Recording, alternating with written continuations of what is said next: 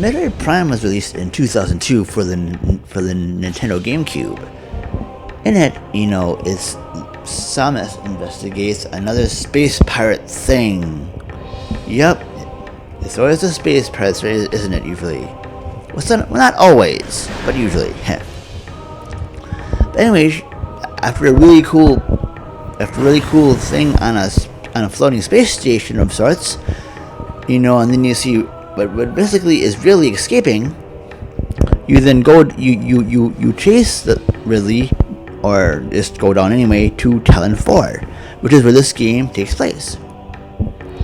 And basically, once you get down there, it's Metroid really much. What's cool is this is a first-person adventure, not really a first-person shooter.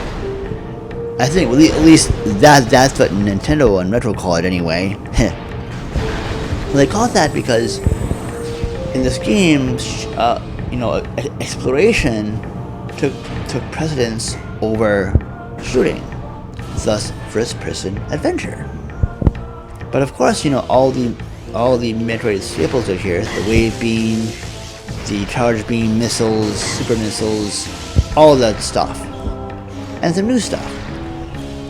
As this is a 3D, as this is a first-person perspective game, a lot of cool stuff has been added. Most notably, the boost ball, where you can boost yourself around certain half pipes to get higher and reach certain objects, which is pretty neat.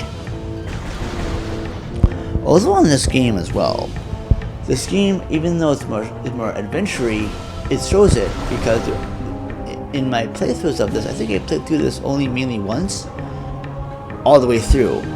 And I'm playing through this again for for this review as well. I played through this a bit for this review. And I guess, because this game is more an adventure than a first-person shooter, I did find myself going back and forth a lot between the different areas. But thankfully, it's not too bad. It makes it, thankfully, it's pretty easy to go from point A to point B. It's not too bad.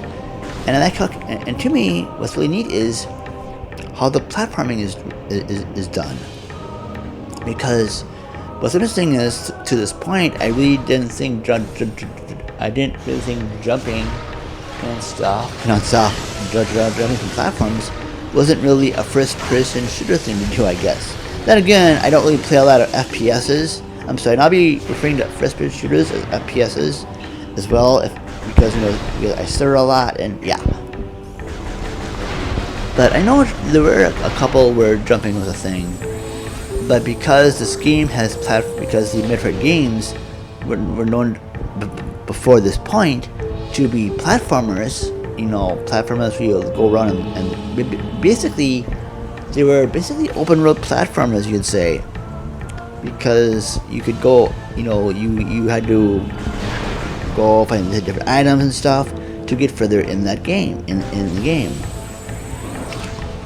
So this has now been turned into a 3D plane where you gotta actually jump in space, jump in 3D space. So the way Retro did the jumping was done really well. I never felt, for the most part, that if I didn't jump good and I missed a jump, it was because of the game and not me. I just really sucked at jumping, and I should do better at jumping from platform to platform. And yeah. And in Act 2, when you go into the morph ball, I like how the game follows you if you go down a little pipe thing. It follows you, it zooms up and goes like that. And I like how the transitions are very quick. They're very quick transitions. And how you can go from morph ball to first person mode, back to standing first person mode very quickly. And I can do it very quickly. I can so it's very smooth transitioning. As you can see in this playthrough, hopefully, when I get the morph ball, how I go back and forth from morph ball and rolling along there, and from morph ball to standing up again, and how quickly I just keep going. It's pretty cool, actually. And what's nice is, for load times, basically the elevators are the kind of the game's way of masking the load times. As is sometimes when you open the door, it kind of has to load the couple rooms ahead of it. So that's how the game in this game, if you have issues when you shoot a door and it doesn't open right away, that's because the game is loading the next couple rooms, which is kind of a neat way to say, hey, this is how we do the load times. So I know Nintendo is pretty good at that, having because this is a disc-based game. That's how, if you play this on a disc, that's how it did the load times. Is you shut the door, but if it takes a little bit, it's loading. So that's pretty neat how it did that. And also the music is spot on. As you heard in this opening, as you've been knowing the past couple of this last episode and this one, I've been electing to do more cinematic openings to my episodes. So you can hear at the beginning of this episode the opening credits and stuff. That's basically the classic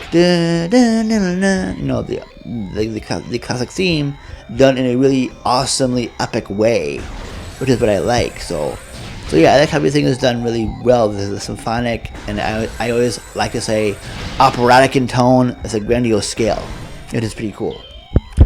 I remember hearing about this game back in the day because I had the GameCube and I was interested in the GameCube. And I got this game actually for Christmas back in, I think 2002 was when this came out. And I like how I wasn't really too big on Metroid at first, but though I love this. I now have since played Metroid Prime. Super Metroid, as well as the NES Metroid, and at the same time this Metroid Prime came out. Metroid Fusion came out as well, which was pretty neat. So it was kind of neat seeing it was a really big thing when these two games came out, because it had been a long time, about 8 years after Super Metroid came out. So it's kind of cool to see actually Samus get her due again. And I think too as well, I know I did get Metroid Prime 2 Echoes, but I don't care too much for it. It's an okay game, but maybe that'll be a review for another time. But I never really finished that, and that's probably why I think in this game too I don't. Why I really haven't finished Metroid Prime 2, but I finished Metroid Prime. And maybe because to me, I like how in Metroid Prime you still get the infinite energy for all the weapons. I think that's the big thing about Metroid Prime 2 is, besides the charge beam, which is still unlimited energy, the extra beams you get in Metroid Prime 2 are limited in ammo, unless you shoot enemies you get ammo back. So if you like stuff where you can still get the unlimited ammo, like all the weapons you get in Metroid Prime are basically the ones you got in games prior. Ice beam, wave beam, what have you. And so they give you infinite energy for that, so you can just blast away whenever to take care of your enemies, which is kind of neat.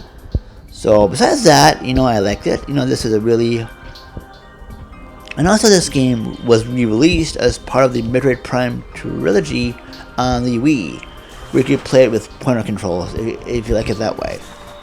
But me, I kind of like after playing that version, I actually like using the GameCube controllers for this GameCube original. It actually played pretty well for me that way. But if you want, you can always get the one on the Wii. I know both of these are going for a pretty high price, I believe. But I really like these. I would, to me, I would highly recommend these games. I would highly recommend Metroid Prime if you like the Metroid games and you want to try the first-person adventure type of this game. Retro Studios did a really good job on it, and I can't say good enough things about this game. Granted, again, if you don't mind backtracking a lot, that is a big thing about Metroid Prime. Is you go a lot of backtracking, to get different items, because in this game you get missiles, new weapons. It's mainly getting the missile expansions, E-tanks, and new weapons.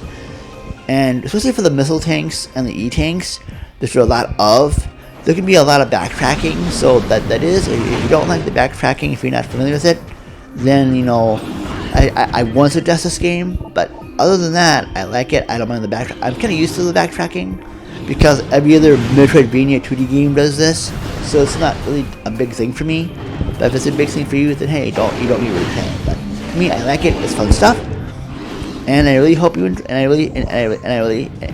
if you like games like this, if you like Metroid, give this game a go. Anyways, I want to thank you so much for watching this, and also, I really appreciate. I'm happy that I'm really cranking. I'm doing my best. As you can see, also a quick little update. I'm doing these. As you see, I'm doing some more high resolution live streams as well. And I'm trying to research and do 4K HDR live streams if I can. And heck, I've even been doing 4K live streams of like retro games like NES stuff, just for the heck of it. So because I don't mind it. It's fun. If you like that stuff, cool. If not, that's okay too. But anyway, thank you so much for watching, and stay tuned for whatever I do next. Take care now. Bye.